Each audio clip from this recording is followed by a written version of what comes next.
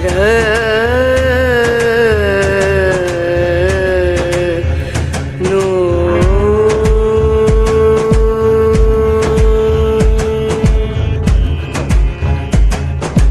राधे। जय माता की भक्तों, आप सभी का स्वागत करती हूँ स्पिरिचुअल ज्ञान साधना में।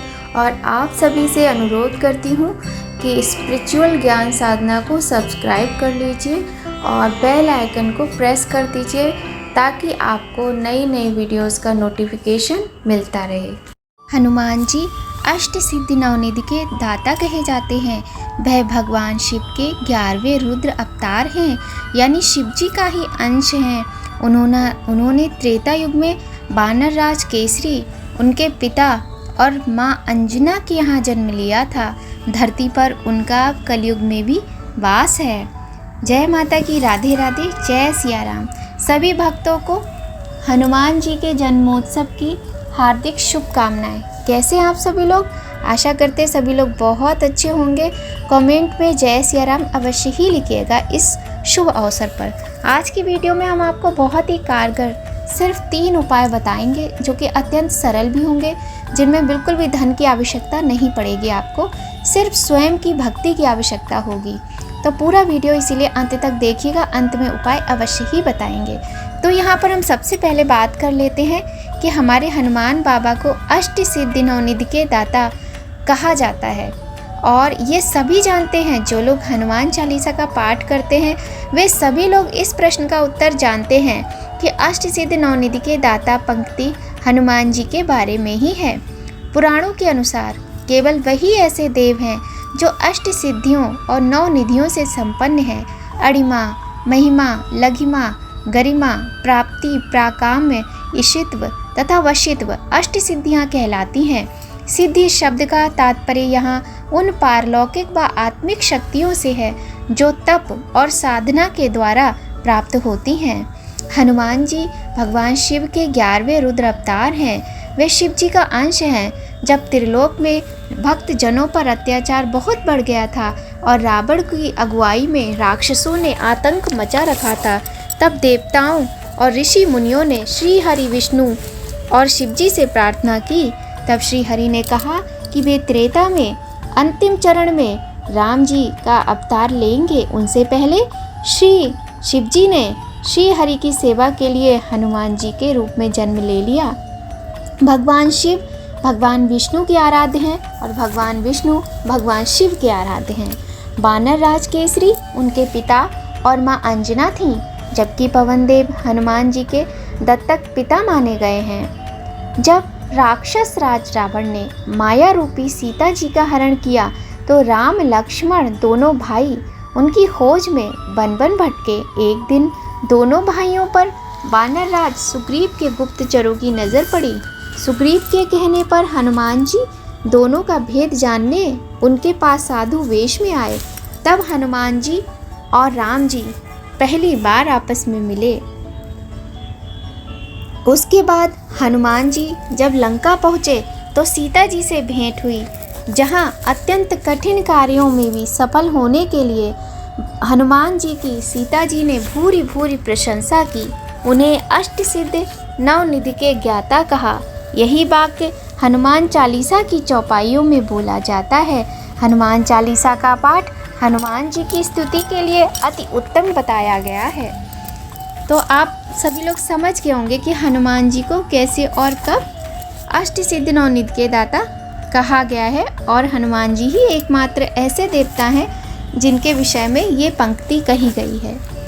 तो अब हम आपको बताते हैं 3 बहुत ही सरल से उपाय, बहुत आसान से उपाय। छोटी सी लघु कथा हम सुनाने जा रहे हैं। किसी भी प्रकार की जीवन में समस्या को बहुत तेज, चाहे मूलधन संबंधी पहुँच गए मैया सीता के पास कि माँ मुझे बहुत, चाहे नौकरी के लिए है या फिर आपका कोई भी कार्य है जो बहुत समय से हो नहीं पा रहा है, या आपके घर में कोई भी व्यक्ति ऐसा है जो बीमार है और जो ठीक नहीं हो पा रहा, जिसकी आयु बहुत अभी कम है किंतु वो अपनी आयु से अधिक बीमार हो गया है, तो आप बहुत कष्ट में, आपका प्रियजन है, तो उसके लिए आप ये उपाय जो हम आपको बताने जा रहे हैं बहुत ही आसान सा उपाय आप कर सकते हैं।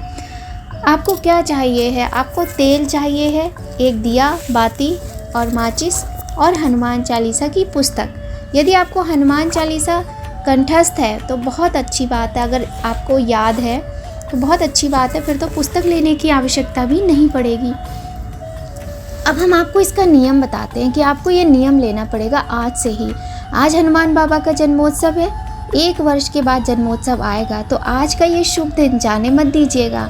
हमारे हनुमान बाबा अमर हैं, वो एक ऐसे देवता हैं जो आज भी पृथ्वी पर विराजमान हैं, जो हमारे चारों तरफ हर कण में है। कण कण में वैसे तो भगवान है, किंतु हनुमान जी साक्षात अपने शरीर के साथ इस कलयुग में विराजमान हैं। आपको क्या करना है, हनुमान चालीसा की पुस्तक ज़्यादा महंगी नहीं मिलती है, 10-15 रुपए की आपको कहीं भी पूजा वाली जो शॉप होती हैं वहाँ पर मिल जाएगी। सिर्फ़ और सिर्फ उसमें सिर्फ हनुमान चालीसा हो, वही छोटी सी पतली सी पुस्तक आप लेंगे अगर, तो महंगी नहीं मिलेगी। और यदि आप दूसरी चीज़ें भी उसमें हों वो लेंगे तो महंगी मिल सकती है। तो वो पुस्तक ले लीजिए। और चमेली का तेल हो, बहुत अच्छी बात है, नहीं है तो घी है वो ले लीजिए, वो भी नहीं है तो तिल का तेल भी नहीं है तो यदि घर में सरसों का तेल है तो वही काम आएगा आपके। और आपको एक बात और बता दें कि शनि देव जी के जो कुप्रभाव होते हैं ना, उन कुप्रभावों से बचने के लिए भी हनुमान जी की पूजा विशेष फलदायी है। और यदि आपकी कुंडली में किसी भी प्रकार से शनि दोष है, कुछ भी है, तो जब आप हनुमान जी का ये उपाय करेंगे तो आपका वो दोष भी दूर हो जाएगा। तो बहुत बस आपको करना क्या है, पूर्ण भक्ति, विश्वास और श्रद्धा, प्रेम के साथ आपको ये उपाय करना है जो आपको बताने जा रहे हैं। आपको एक दीप प्रज्वलित करना है। अगर आपके पास भगवान की तस्वीर है तो स्वच्छ साफ स्थान पर आप वो भगवान की तस्वीर या प्रतिमा जो भी है रख लीजिए। और नहीं है तो कोई बात नहीं, आपको क्या करना है, जैसे मान लीजिए बहुत से बच्चे हॉस्टल में रहते हैं, उनको भी अपनी मनोकामना पूर्ण करनी है, पूजा करनी है, तो वो क्या करें, एक प्लेट ले लीजिए। आप के पास अगर स्टील की प्लेट अवेलेबल नहीं है, वैसे तो होगी, अगर नहीं है तो आप जो डिस्पोजेबल प्लेट्स आती वो ले लीजिए। उसमें थोड़े से चावल के दाने डाल लीजिए और उस पर एक दिया रख लीजिए। दिए में आप सरसों का तेल भी डाल सकते हैं, बहुत अच्छा रहेगा। और घी है तो और अच्छी बात है, चमेली का तेल या फिर तिल का तेल है, उनका यूज़ भी कर सकते हैं। दिया प्रज्वलित करके आपको नहा धोकर, देखिए 3 बार आपको 24 घंटे में हनुमान चालीसा का पाठ करना है, मतलब पूरे दिन में आपको 3 बार हनुमान चालीसा का पाठ करना है। देखिए अगर आपको बिल्कुल भी हनुमान चालीसा नहीं आता है तो पहले दिन आपको 10 मिनट लगेंगे। जैसे जैसे आपको हनुमान चालीसा कंठस्थ होता जाएगा वैसे वैसे आपको कम समय लगेगा। और वो आपके ऊपर डिपेंड करता है कि आप भक्ति रस में डूबकर बहुत ही प्रेम के साथ, पूरे भाव के साथ, समझ के साथ अगर आप चालीसा का पाठ करना चाहते हैं तब तो थोड़ा समय लगेगा, किंतु आनंद बहुत आएगा और भगवान प्रसन्न भी बहुत होंगे, क्योंकि प्रेम से ही करना है आपको ये कार्य।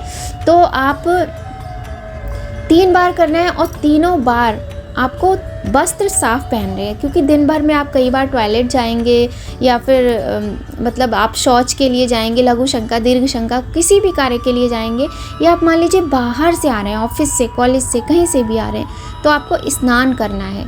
स्नान करके धुले हुए वस्त्र पहनने हैं। धुले वस्त्र में आपको रंगों का भी ध्यान रखना है, काला, नीला, ग्रे, इस तरह का वस्त्र नहीं पहनना है। लाल, गुलाबी, ऑरेंज, लाइट पिंक, इस तरह के वस्त्रों का चुनाव करें। पीला पहन सकते हैं, क्रीम पहन सकते हैं, इस तरह के वस्त्रों को आपको धारण करना है। बस वस्त्र आपके पूरे धुले हुए होना चाहिए, एक भी कपड़ा आपके शरीर पर गंदा नहीं होना चाहिए, इस बात का विशेष ध्यान रखना है। दिया जला के आपको आसन बिछाकर बाबा के चालीसा का पाठ करना है 3 बार। जो भी दुख है, तकलीफ है, किसी इंसान के आगे मत रोइए, क्योंकि लोग मजाक उड़ाते हैं, इनके आगे रोइए।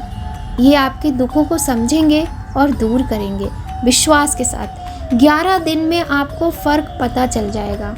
अगर आपको 11 दिन में इसका असर ना पता चले ना, इस पूजा का प्रभाव ना दिखे, तो आप मुझे कमेंट में बताइएगा, क्योंकि ऐसा कभी हो ही नहीं सकता। यदि आपसे कोई गलती नहीं हो रही है, यदि आपका भाव सच्चा है और सब कुछ ठीक है, तो आपको इस पूजा का फल अवश्य ही मिलेगा। अब आप कहोगे दिन तो पूरा जा चुका है, रात आ गई है, तो आप कोई बात नहीं, आज आप 3 बार, जब भी आपका मन करे, आप 9 बजे, 10 बजे, 11 बजे, 8 बजे, किसी भी टाइम आप हनुमान चालीसा का पाठ कर लीजिए, कोई प्रॉब्लम नहीं है। लेकिन कल से आपका नियम होना चाहिए कि सुबह चाहे 2 बार कर लीजिए, और चाहे सुबह 1 बार और रात को 2 बार। आप रात को 9 बजे अवश्य कीजिएगा। कहने का तात्पर्य है कि 8 बजे के बाद का पाठ आपका अवश्य होना चाहिए, चाहे 1 हो चाहे 2 हो। 9 बजे कर लीजिए, फिर आप 10 बजे या फिर 11 बजे कर लीजिए। और सुबह आपको प्रातःकाल तो करना ही करना है। हर बार दीप प्रज्वलित करना है आपको, और प्रणाम करके भगवान को, सबसे पहले गणेश जी को प्रणाम, फिर सीताराम भगवान को प्रणाम, उसके बाद बाबा को प्रणाम करके आपको ये कार्य करना है। सफलता अवश्य ही मिलेगी। अब हम एक दूसरे उपाय की बात करते हैं। यदि आपके घर में बहुत अधिक नकारात्मकता आपको समझ में आती है, सारी चीज़ें जैसे मशीनरी होती हैं, आरओ ख़राब हो गया, वॉशिंग मशीन ख़राब हो गई, एसी ख़राब हो गया, फ्रिज ख़राब हो गया, टीवी ख़राब हो गया, तो अगर जल्दी जल्दी ये चीज़ें ख़राब होती है ना, तो वहाँ भी नेगेटिव एनर्जीज़ का इफ़ेक्ट होता है। इस वजह से ऐसा होता है। और अगर घर में कलह बहुत होता है, बार बार बीमार पड़ते हैं, पैसा नहीं रुकता है, बिना बात के कुछ ना कुछ परेशानी बनी रहती है, कोई ना कोई संकट आता रहता है, तो इसका कारण भी घर में नेगेटिविटी या फिर वास्तु दोष होता है। इसके लिए आपको क्या करना है, एक तो प्रतिदिन आपको शाम के समय और सुबह के समय कपूर जलाना है पूरे घर में। एक किसी भी पात्र में आप लौंग और कपूर लेके घुमाइए जलाकर, बजरंगबली बाबा का चालीसा पढ़ लें या फिर कोई चौपाई पढ़ते हुए। नहीं तो आपको क्या करना है, इसके अलावा एक नारियल भी लेना है और लाल रंग का कपड़ा लेना है। लाल रंग के कपड़े में नारियल लपेट के भगवान से प्रार्थना करके, यदि कोई व्यक्ति घर में बीमार है तो 7 बार उसके ऊपर से उतार लीजिए। नहीं तो आज ही इस कार्य को कर लीजिए, बहुत अच्छा रहेगा। पूरे घर में घुमाइए 7 बार, पूरे घर में, बालकनी, किचन, बस वॉशरूम में आपको नहीं जाना है। इसके बाद इस नारियल को आप हनुमान जी के मंदिर में रखाइए, उनसे विनती कर लीजिए, नहीं तो बहते पानी में प्रवाहित कर दीजिए। ये होता है घर की नकारात्मकताओं को, वास्तु दोष को समाप्त करने का उपाय। अब तीसरा उपाय हम आपको बताते हैं। ये उपाय है कि जैसे कि आजकल तलाक के केसेस बहुत हो रहे हैं, रिश्ते बहुत टूट रहे हैं, शादी करने में भी परेशानी होती है कि इतना लंबा टाइम हो गया, शादी नहीं हो रही है, फिर जैसे तैसे हो जाती है तो वो रिश्ते टिकते नहीं हैं। कारण कोई भी हो सकता है आजकल, जैसे कि किसी पर स्त्री का पति के जीवन में आना, या पर पुरुष का पत्नी के जीवन में आना, या फिर ससुराल वालों की वजह से, चाहे वो लड़की के ससुराल वाले हों चाहे वो लड़के के ससुराल वाले हों, उनके इंटरफेयर की वजह से, जो भी कारण हो, ये सारी चीज़ें होती हैं। किंतु देखिए, रिश्ते हैं ये, इनको निभाना चाहिए। यही तो आपके लिए एक चुनौती है। बड़े ही प्रेम से रिश्तों को संजोना चाहिए, निभाना चाहिए, क्योंकि बनाना आसान होता है, निभाना ही तो मुश्किल होता है। और मुश्किल कार्य को करने में ही तो प्रसन्नता होती है, जब आप उसको आसानी से अपने सद्गुणों के साथ कर लेते हैं। तो अगर फिर भी आपका रिश्ता नहीं चल पा रहा है और आप रिश्ते को निभाना चाहते, मैं तो कहूँगी ज़रूर निभाइए। लेकिन कुछ ज़्यादा ही प्रॉब्लम है, पति अत्याचारी है, या फिर पत्नी के साथ कोई बहुत भयंकर वाली प्रॉब्लम है, आप नहीं रहना चाहते, तो बात अलग है।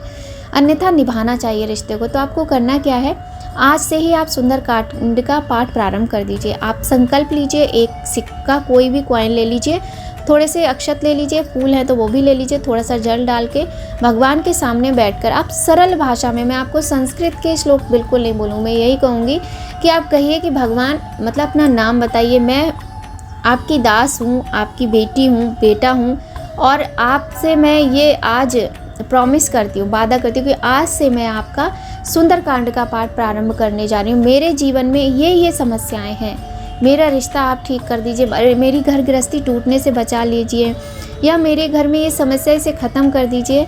मैं आपका सच्चे मन, सच्ची भक्ति, सच्ची श्रद्धा से सुंदरकांड का पाठ करती रहूँगी। आप सुंदरकांड का पाठ 41 दिन तक कंटिन्यू कीजिए और समय एक ही रखिए। इस बात का विशेष ध्यान रखिए, चाहे आप सबके सोने के बाद रात में कीजिए, चाहे सबके उठने से पहले सुबह कीजिए। अगर आप पहली बार सुंदरकांड का पाठ कर रहे हैं तो आपको 1.5 घंटा से 2 घंटा भी लग सकता है, किंतु आपको यदि पहले से हैबिट में है तो आपको 45 मिनट 40 मिनट लगेंगे, इससे ज़्यादा नहीं लगेंगे, 40 मिनट से ज़्यादा नहीं लगते हैं। खूब अच्छे से आप सुंदरकांड का पाठ सोच समझ कर प्रारंभ कीजिए, 41 दिन में फ़र्क नज़र आएगा। उसके बाद इसको आपको कंटिन्यू करना है। कब तक कंटिन्यू करना है ये मैं आपको नेक्स्ट वीडियो में बताऊंगी।